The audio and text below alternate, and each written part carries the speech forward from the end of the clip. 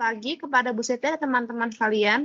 Kami dari kelompok 1, yaitu saya Nadira Limra Celia, dengan NIM 2020 nomor 87. Nggak usah nyebutin NIM lah ya. Elah. Ulang. Selamat pagi kepada Bu Siti dan teman-teman sekalian. Kami dari kelompok 1, yaitu saya Nadira Aulia Miracelia dan Nilma Safa Aulia, Oreonika Putri, dan Jennifer. Ingin mempresentasikan materi chapter 1 tentang introduction dan materi chapter 2 tentang work oriented method. Selanjutnya itu the uses of job analysis atau kegunaan dari job analysis.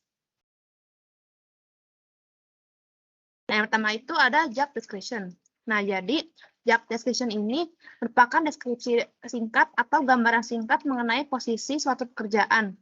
Dan job description ini berisikan ringkasan tugas dan kewajiban seperti apa yang harus dilakukan, dan berisi informasi lain seperti hubungan pelaporan, akuntabilitas, dan kualifikasi minimum yang diperlukan untuk melakukan pekerjaan secara memadai. Selanjutnya itu ada job classification. Nah, jadi job classification ini merupakan proses menempatkan satu atau lebih pekerjaan ke dalam kelompok pekerjaan yang serupa. Nah, jadi job classification ini didasarkan pada garis wewenang, tugas, dan tanggung jawab pekerjaan atau persyaratan perilaku pekerjaan. Nah, contohnya itu seperti yang digambar ini.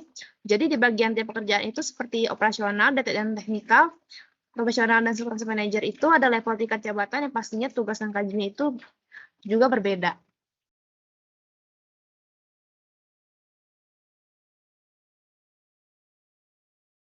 Nah, selanjutnya itu ada job evaluation. Nah, job evaluation ini merupakan proses menetapkan nilai pekerjaan bagi pemberi kerja. Nah, jadi job evaluation ini membantu pemberi kerja dalam membayar upah untuk berbagai pekerjaan yang sesuai dengan nilainya dalam kaitannya dengan satu sama lain dalam perusahaan dan juga agar sesuai dengan tingkat upah yang ditawarkan oleh perusahaan lain. Nah, selanjutnya itu ada design and redesign of jobs, teams, and system. Nah, jadi desain and redesign of job itu merupakan tindakan untuk mengatur ulang dan merestrukturisasi peran tugas dan tanggung jawab yang melekat pada suatu pekerjaan tertentu. Yang dimana desain and redesign job ini bisa melibatkan rotasi pekerjaan, pengalihan pekerjaan, dan perluasan pekerjaan atau job enlargement. Nah, selanjutnya itu ada human resource requirements and specification. Nah, jadi human resource requirements and specification itu merupakan persyaratan sumber daya manusia yang mengacu pada kualifikasi atau KSAO yang diperlukan atau diinginkan untuk melakukan pekerjaan. Nah, seperti contohnya di bawah ini, pekerjaan akuntansi itu mungkin memerlukan keterampilan dalam menggunakan Microsoft Excel. Dan juga spesifikasi pekerjaan itu mengacu pada kualifikasi minimum yang dibutuhkan pemberi kerja untuk pekerjaan tersebut. Nah, spesifikasinya itu yang diinginkan oleh perusahaan itu, yang pertama, minimal pendidikan S1 yang diutamakan itu lulusan Fakultas Ekonomi. Nah, dan juga dia mempunyai pengalaman bekerja di bidang keuangan yang minimal setahun, dan juga memiliki komunikasi yang baik, serta dapat menggunakan Microsoft Word dalam Microsoft Excel dengan baik. Selanjutnya itu ada performance appraisal and management. Nah, jadi performance appraisal itu adalah proses mengevaluasi kinerja individu yang telah bekerja selama beberapa periode waktu secara berkala. Nah, sedangkan manajemen appraisal itu proses penilaian yang lebih luas untuk mengelola kinerja individu dan tim. Nah, biasanya penilaian kinerja itu dilakukan oleh manajemen dan digunakan untuk membantu mengambil keputusan tentang kenaikan gaji dan promosi, serta memberikan umpan balik kepada karyawan tentang kinerja mereka. Nah, selanjutnya itu ada training. Nah, training itu merupakan proses di mana suatu pembelajaran itu terjadi. Nah, jadi sebelum melakukan training itu, kita harus melakukan TNA atau Training Need Analysis, yang di mana kita mengidentifikasi KSAO yang dimiliki oleh individu, dan juga KSAO seperti apa yang sebenarnya dibutuhkan oleh satu posisi pekerjaan dalam melakukan tugas pekerjaan.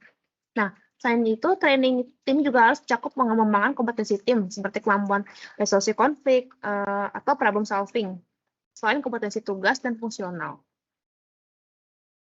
Nah, selanjutnya itu ada worker mobility. Nah, worker mobility itu merupakan sebuah informasi yang diberikan kepada individu tentang suatu pekerjaan dan tentang individu sendiri yang dimaksudkan untuk mendorong mobilitas pekerja yang bermanfaat. Nah, jadi worker mobility ini sangat penting karena dapat memberikan wawasan penting mengenai berbagai kebutuhan fisik dan mental dalam pekerjaan. dan juga bagaimana disabilitas itu dapat berdampak pada kemampuan pekerja untuk memenuhi tuntutan tersebut. Nah, selanjutnya itu ada workforce planning. Nah, workforce planning ini merupakan perencanaan yang dibuat perusahaan dalam membuat identifikasi kompetensi atau KSAO yang dibutuhkan dalam pekerjaan tertentu. Yang dimana nantinya workforce planning ini menghasilkan sebuah program seleksi dan training serta development untuk memastikan bahwa individu itu akan memiliki KSAO yang dibutuhkan. Nah, selanjutnya itu ada efisiensi. Nah, jadi efisiensi itu merupakan hal-hal yang dapat memperpendek proses kerja agar membuat pekerjaan itu jadi lebih mudah dilakukan. Nah, misalnya itu untuk mengurangi jumlah gerakan fisik dalam tugas yang berulang-ulang, dan mengembangkan alat bantu kerja, dan juga merancang alat yang lebih baik. Nah, jadi di antara tim, efisiensi itu dipromosikan dengan alokasi tugas kepada individu untuk meminimalkan pengulangan tugas, tapi juga untuk menghindari terlalu banyak KSAO untuk pekerjaan tertentu. Nah, selanjutnya itu ada safety and health. Jadi, analisis pekerjaan itu dapat mengidentifikasi perilaku spesifik dan kondisi kerja yang dapat meningkatkan kemungkinan terjadinya kecelakaan dan cedera. Nah, jadi sehingga tiap perusahaan itu harus menyediakan sarana-prasarana K3, seperti alat pemadam kebakaran, tangga darurat, dan semacam jaminan asuransi kesehatan. Nah, selanjutnya itu ada legal and quasi-legal requirements. Nah, jadi terdapat beberapa undang-undang yang berlaku untuk kondisi kerja, termasuk keselamatan dan kesehatan, perekrutan, pelatihan, pembayaran, promosi, dan pemecatan karyawan.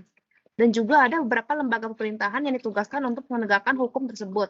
Nah, seperti Komisi Kesempatan Kerja Setara, atau EEOC, lalu Kantor Program Kepatuhan Kontrak Federal, atau OVSSP, dan juga Administrasi Keselamatan dan Kesehatan Kerja, atau OSH. Dan juga setiap badan tersebut memiliki serangkaian pedoman yang dimaksudkan untuk membantu pengusaha dalam mematuhi Undang-Undang Ketenagakerjaan. Yang berikutnya itu, bagian selanjutnya itu building blocks of job analysis method. Nah, jadi metode analisis pekerjaan itu terdiri dari berbagai 4 kategori. Yang pertama itu kinds of job data collected. Nah, jadi para perancang metode analisis pekerjaan itu biasanya memiliki tujuan tertentu untuk metode analisis mereka, dan juga mereka merancangnya agar data yang dikumpulkan itu sesuai dengan tujuan tersebut. Dan juga biasanya mereka yang ingin mengembangkan tes untuk menyeleksi karyawan baru biasanya akan mengumpulkan data mengenai karakteristik karyawan, seperti KSAO yang dimiliki oleh individu, ada kualifikasi yang dibutuhkan pekerjaan tersebut. Nah, next. Jadi, kedua itu ada method of data collection.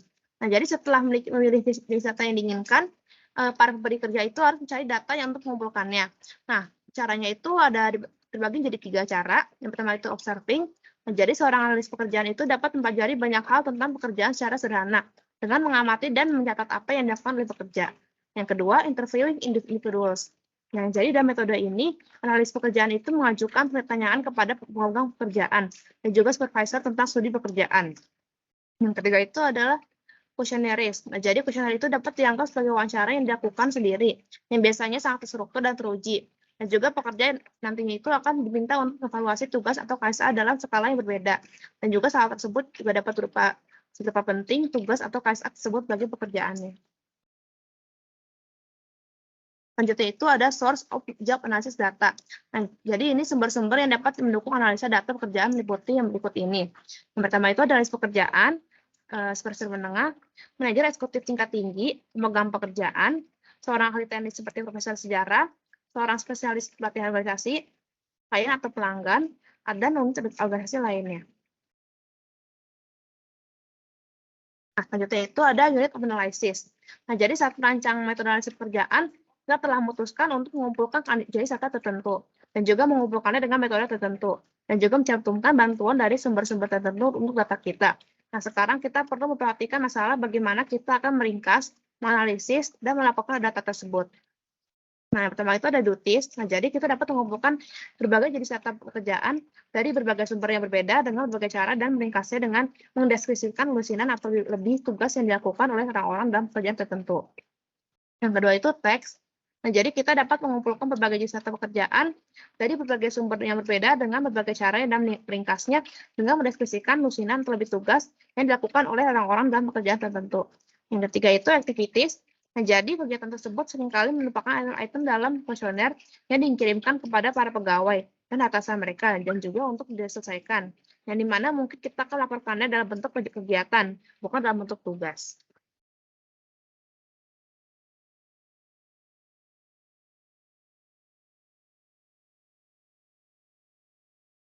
Baik, yang selanjutnya kita akan membahas chapter 2, yaitu work-oriented method.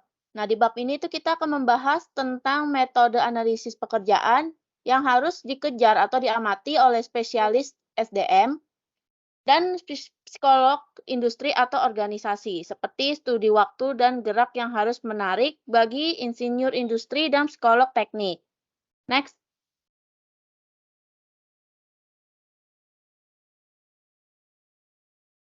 Time and motion study.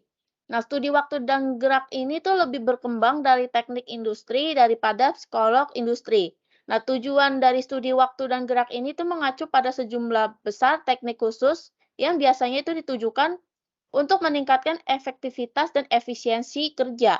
Dan tujuan lainnya itu untuk merancang program pelatihan dan menyimpulkan kemampuan manusia yang diperlukan untuk menyelesaikan tugas. Nah, hal ini tuh paling sering digunakan dalam industri manufaktur dan konstruksi, serta ditujukan pada target yang berbeda.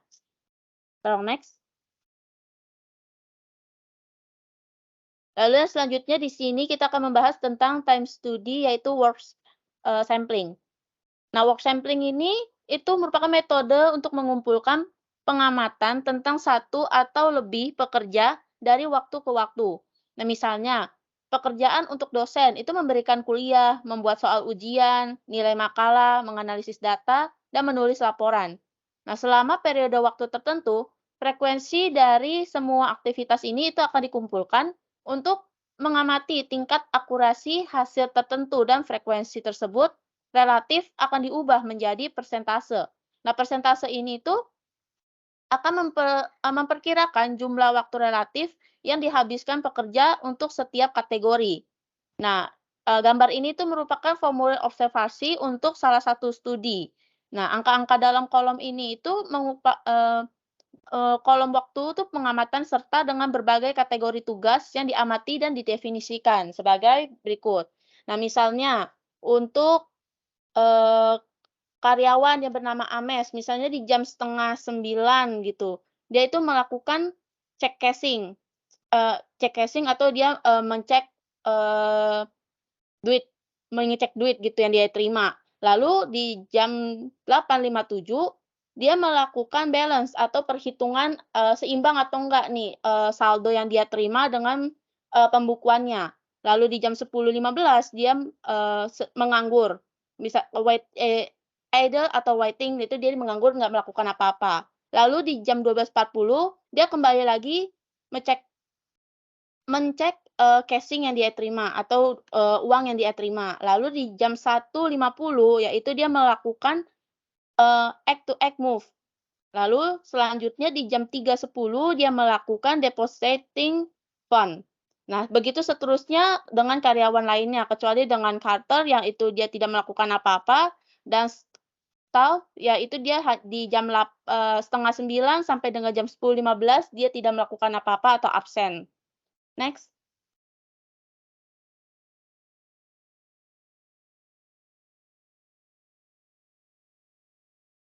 Boleh tolong di next?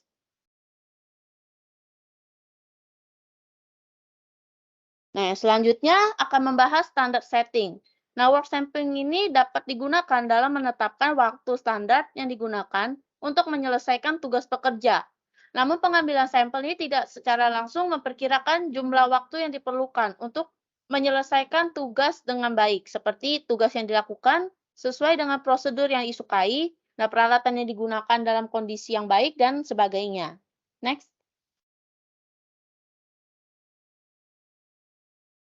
Stopwatch time study.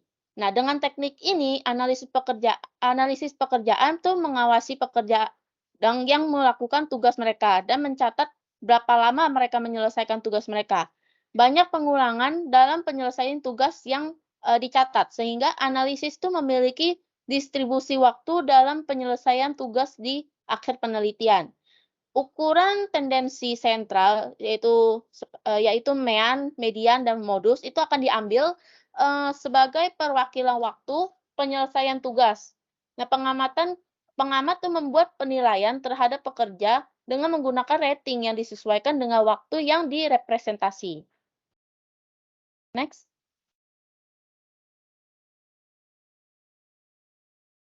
Predeterminant time system. Nah, analis itu hanya perlu mengetahui langkah dasar atau elemen yang digunakan dalam menyelesaikan tugas dan dengan berbekal pengetahuan.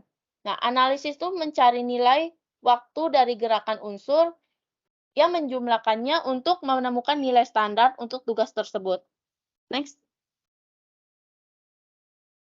Industri standar data. Nah, sistem yang terkait erat dengan sistem waktu yang ditentukan sebelumnya itu menggunakan data waktu standar dari analisis sebelumnya dan biasanya itu dalam suatu industri. Nah, dari penelitian sebelumnya, banyak tugas yang mungkin telah diketahui waktu tugas standarnya. Dan di saat ada pekerjaan baru, maka waktu tersebut tuh akan digunakan untuk mensintesis waktu dari pekerjaan baru tersebut, asalkan tugas tersebut tuh sama seperti dengan yang telah dianalisis sebelumnya. Nah, sistem waktu yang telah ditentukan itu menggunakan gerakan elemen untuk mensintesis tugas, sedangkan sistem standar industri itu menggunakan tugas untuk mensintesis tugas dan pekerjaan. Next. Nah, selanjutnya kita akan membahas motion study, yaitu graph and flow chart. Nah, grafik dan diagram alur adalah metode eksternalisasi ukuran peristiwa dan dapat diperiksa dengan memperhatikan perubahan yang mungkin membuat pekerjaan lebih efisien. Nah, dalam metode aslinya itu petugas membawa meja, bisa dilihat dari gambar ini, petugas itu membawa meja saji ke tengah-tengah ruangan. Nah, membagikan sajiannya itu kepada pasien secara satu persatu. Nah, lalu metode yang telah ditingkatkan itu menghasilkan lebih sedikit langkah, yaitu dengan membawa meja saji tersebut mengelilingi ruangan dengan mengarahkan ke dua pasien sekaligus. Nah, dalam metode aslinya, total jarak yang ditempuh adalah 436 meter dan memakan waktu 23,42 menit. Nah, pada metode yang telah ditingkatkan, total jarak yang hanya ditempuh itu cuma sekitar 197 meter dan dengan waktu tempuhnya 16,98 menit. Next.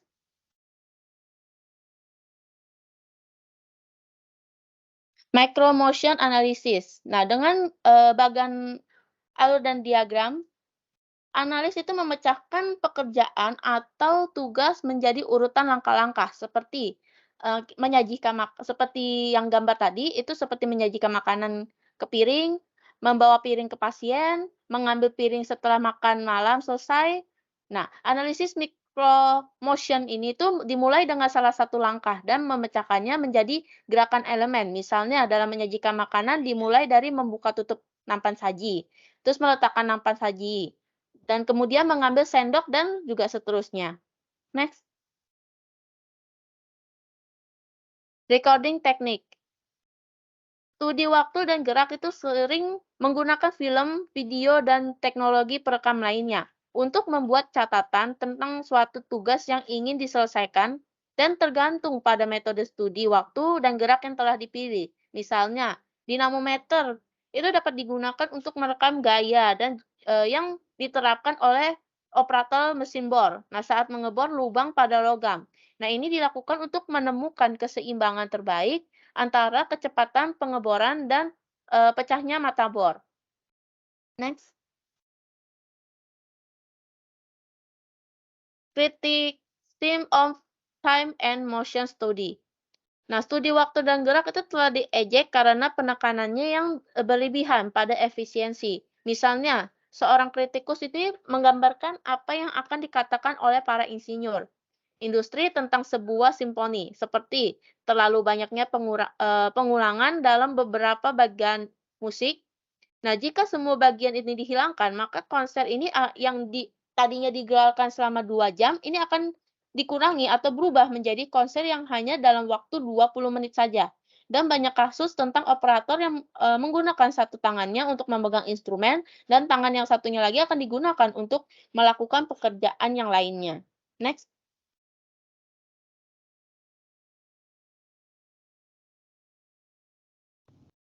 Baik, untuk selanjutnya itu ada function job analysis. Di sini dia mengacu pada Departemen Tenaga Kerja Amerika Serikat atau Department of Labor atau bisa disingkat dengan DOL. Dibentuk dengan tujuan awal untuk mengklasifikasi tawaran pekerjaan dari pemberi kerja ke dalam tingkat keterampilan dan mengklasifikasi karyawan ke dalam kelompok sesuai dengan pekerjaan. Nah, DOL sendiri merupakan Departemen Eksekutif Federal Pemerintah Amerika Serikat yang bertugas menangani keselamatan kerja, standar upah dan jam kerja, tunjangan asuransi pengangguran, layanan lowongan kerja, dan statistik ekonomi. Departemen ini dipimpin oleh seorang Menteri Tenaga Kerja. Nah, dalam operasional administratif DOL, membagi informasi ke dalam dua jenis informasi yang dibutuhkan untuk mencocokkan antara orang dan pekerjaan sebagai berikut. Nah, yang pertama itu ada deskripsi pekerjaan, yang kedua itu ada deskripsi kualifikasi pekerjaan dan yang diperlukan. Next. Nah, untuk selanjutnya ini ada pada tahun 1939 DOL menciptakan kamus DOT atau Kamus Judul Pekerjaan yang mencangkup deskripsi dan karakteristik pekerja. Secara sederhana, kamus ini digunakan untuk memperoleh informasi yang digunakan untuk mengklasifikasikan pekerjaan dan memberikan ringkasan singkat dari tiap pekerjaan. Dan pada tahun 1991, DOT dianggap tidak efektif dan diganti menjadi ONET. Sebagai jaringan informasi pekerjaan yang memuat fitur-fitur yang secara komprehensif dan efisien dapat digunakan untuk mempertimbangkan analisis pekerjaan. Meskipun ONET untuk saat ini tidak lagi digunakan. Next. A fundamental distinction of FGA. What gets done versus what the worker does. DOL menjelaskan perbedaan mendasar antara apa yang harus diselesaikan dengan apa yang dilakukan pekerja menjadi poin penting dalam analisis pekerjaan. Sehingga agar operasional perusahaan tidak rancu, maka penting untuk menentukan kualifikasi yang harus dimiliki karyawan untuk mengisi suatu posisi. Melalui kualifikasi yang jelas, maka keefektifan dapat tercapai untuk menganalisa deskripsi pekerjaan. Sebagai contoh, pekerjaan akuntan membutuhkan kualifikasi yang mengharuskan pekerja untuk dapat menggunakan beberapa software yang berkaitan, sehingga tindakan pekerja ditentukan dengan lebih jelas. Next. Nah, di sini ada worker function, yaitu functional job analysis atau FGA yang menjelaskan bahwa pekerjaan akan terikat dengan 3 aspek, yaitu ada data, orang, atau benda. FGA sendiri merupakan sebuah teknik analisa yang dikembangkan oleh DOL dengan menyediakan formulir laporan di mana analis mencatat fungsi-fungsi yang dapat membuat pemegang jabatan memiliki keterlibatan yang signifikan terkait data, orang, dan hal-hal lainnya. Misalnya, seorang konselor di sekolah menengah atas mungkin memiliki keterlibatan yang signifikan dengan data dan orang, tetapi tidak dengan benda. FGA kemudian diterapkan ke dalam 2 sistem, yaitu DOL dan FINE, sebagaimana yang tertera dalam gambar pada slide. Yang kesatu itu ada dalam sistem DOL, angka yang lebih besar akan mengacu pada fungsi yang kurang kompleks. Dan yang kedua, dalam sistem FINE, angka yang lebih besar mengacu pada fungsi yang lebih kompleks. Lebih jauh, dalam sistem FINE, fungsi dengan nomor yang sama menunjukkan tingkat kerumitan yang sama. Next.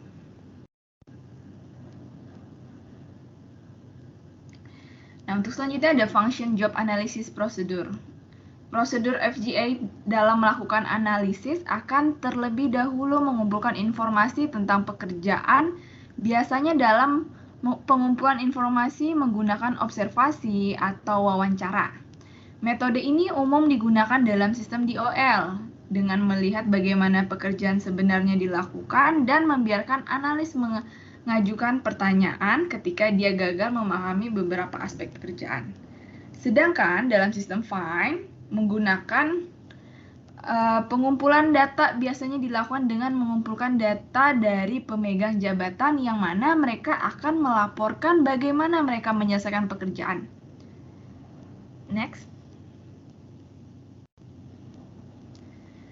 Describing the work. DOL FGA memiliki prosedur khusus dan bahkan tata bahasa khusus untuk mendeskripsikan pekerjaan itu sendiri.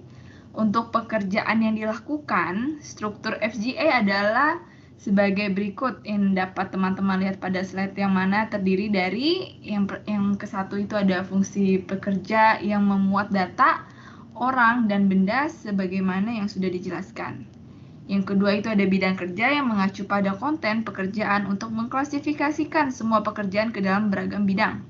Yang ketiga itu ada methods verbs berkaitan dengan mengidentifikasi apa yang dilakukan pekerja. Yang keempat itu ada mesin, tools, equipment, and work aids berkaitan dengan objek berwujud yang digunakan oleh pekerja untuk mencapai tujuan kerja. Dan yang terakhir atau kelima yaitu ada materials, product, subject matters, and service adalah hasil kerja atau tujuan langsung dari pekerjaan itu. Next. Di sini ada sentence structure and analysis, yaitu DOL menggunakan tata bahasa tertentu untuk menulis pernyataan tentang tugas. Tata bahasa seperti itu diperlukan karena menghasilkan pernyataan standar dan tepat yang dimaksudkan untuk diterapkan di seluruh pekerjaan dan analis. Dalam penulisan, maka DOL menggunakan tata bahasa tertentu untuk menulis pernyataan tentang tugas. Tata bahasa seperti itu diperlukan karena menghasilkan pernyataan standar dan tepat yang dimaksudkan untuk diterapkan di seluruh pekerjaan dan analis. Sebagaimana strukturnya dapat teman-teman lihat dalam contoh tabel pada slide.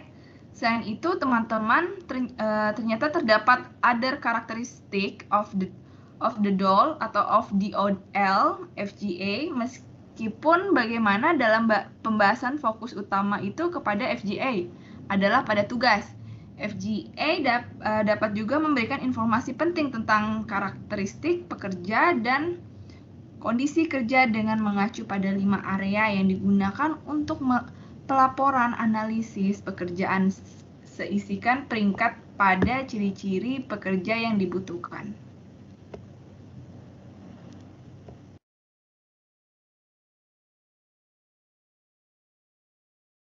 Oke, selanjutnya ada FINE's Functional Job Analysis, di mana struktur dasar ini bisa didefinisikan oleh serangkaian pertanyaan. Dan jawaban atas rangkaian pertanyaan ini membentuk pernyataan yang tugas. Seperti yang tertera pada slide, berikut adalah pertanyaan dan jawabannya. Yang pertama ada siapa dengan subjek. Yang kedua melakukan tindakan apa dengan kata kerja tindakan. Yang ketiga untuk siapa atau apa dengan objek kata kerja. Yang keempat atas instruksi atau sumber informasi apa dengan frasa. Yang kelima menggunakan alat, peralatan atau alat bantu kerja apa dengan frasa, dan yang keenam untuk menghasilkan atau mencapai output apa. Next.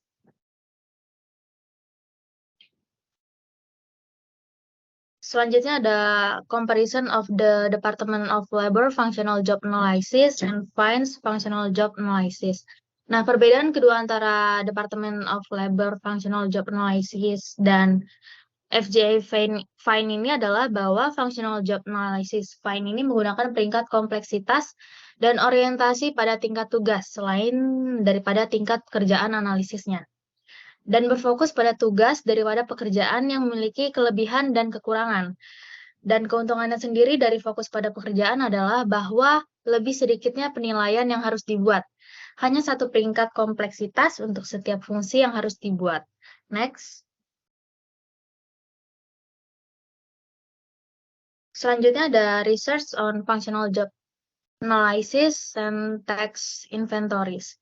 Untuk research on functional job analysis ini, sebagian besar bukti validitas prosedur analisis pekerjaan bertumpu pada kegunaan metode dalam mencapai tujuan analisis pekerjaan tersebut. Sedangkan untuk tax inventories ini, dia ini merupakan daftar semua aktivitas kerja yang dilakukan untuk menyelesaikan satu atau lebih pekerjaan. Nah, setiap kegiatan biasa disebut sebagai tugas. Inventaris tugas ini biasanya melibatkan survei dari ahli pekerjaan. Next.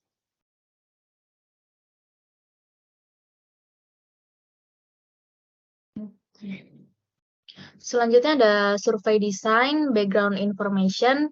Yang pertama ada pengamatan. Pengamatan di sini seringkali analis akan mengamati bagaimana pekerjaan itu sedang dilakukan. Atau supervisor bisa menjelaskan apa yang terjadi saat pekerjaan sedang dilakukan. Pengamatan ini juga memberikan informasi tentang konteks pekerjaan, misalnya kebisingan, suhu, pencahayaan, waktu kinerja. Untuk materi latar belakang, informasi tertulis seperti deskripsi pekerjaan, materi pelatihan, dan bagan organisasi itu sering digunakan. Materi lainnya seperti film pelatihan atau alat dan peralatan juga bisa diperiksa. Deskripsi pekerjaan biasanya menguraikan tugas yang terkandung dalam pekerjaan. Dan selanjutnya ada wawancara. Wawancara di sini supervisor dan spesialis pelatihan biasanya ini akan diwawancarai untuk membantu menggambarkan tugas dan meninjau daftar tugas untuk memastikan bahwa pekerjaan tersebut dijelaskan sepenuhnya. Next.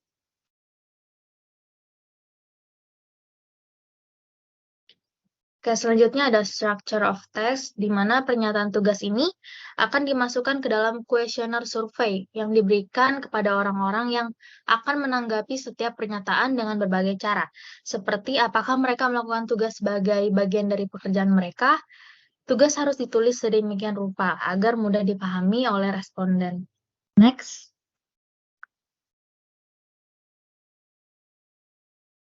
Determining the appropriate level of specificity. Tingkat kekhususan yang tepat dalam pernyataan tugas juga tergantung pada tujuan analisis pekerjaan. Jika tujuan utama analisisnya itu penilaian kerja, misalnya tugas itu bisa ditulis secara cukup puas. Tapi jika merancang program pelatihan adalah tujuan utama, maka tugas itu harus lebih spesifik. Next. Selanjutnya ada selecting response options, yang dimana tugas ini dilakukan oleh hampir semua orang adalah kandidat yang baik untuk pelatihan. Tapi di sisi lain, orang mungkin juga ingin tahu gimana sulitnya suatu tugas dan seberapa serius kesalahan ada pada tugas tersebut. Next.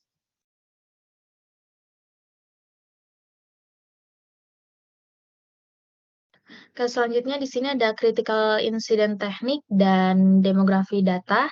Untuk critical incident technique ini, Flanagan membutuhkan 3 informasi untuk disertakan dengan setiap insiden. Yang pertama ada pernyataan konteks, yaitu apa yang mengarah pada perilaku atau masalah, atau peluang yang dihadapi pekerja.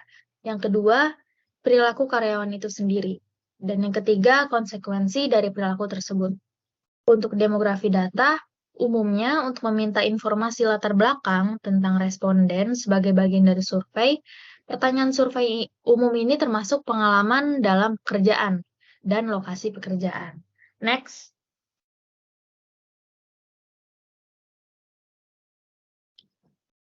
Oke, chapter summary.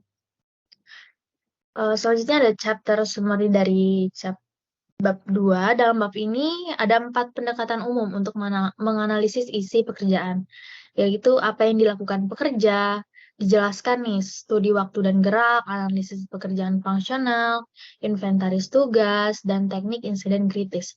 Semua metode berlaku untuk lebih dari satu tujuan. Nah, tugas ini tidak hanya penting bagi functional job analysis, tetapi juga inventarisasi tugas. Tugas-tugas dalam inventarisasi tugas cenderung lebih rinci dan banyak daripada yang ada di FGA. Inventarisasi tugas ini biasanya menggunakan petahana sebagai sumber data analisis pekerjaan, di mana Setiap tugas survei dalam hal satu atau lebih fitur itu seperti waktu yang dihabiskan, kesulitan untuk belajar, dan konsekuensi dari kesalahan. Akhirnya, teknik insiden kritis dijelaskan. Teknik insiden kritis menggunakan ahli materi pelajaran untuk menghasilkan contoh perilaku yang spesifik dari kinerja yang sangat baik dan buruk yang mencakup situasi masalah, apa yang dilakukan pekerja, dan hasil dari tindakan itu. Next. Oke, sekian presentasi dari kelompok kami, yaitu chapter 1 dan 2. Terima kasih.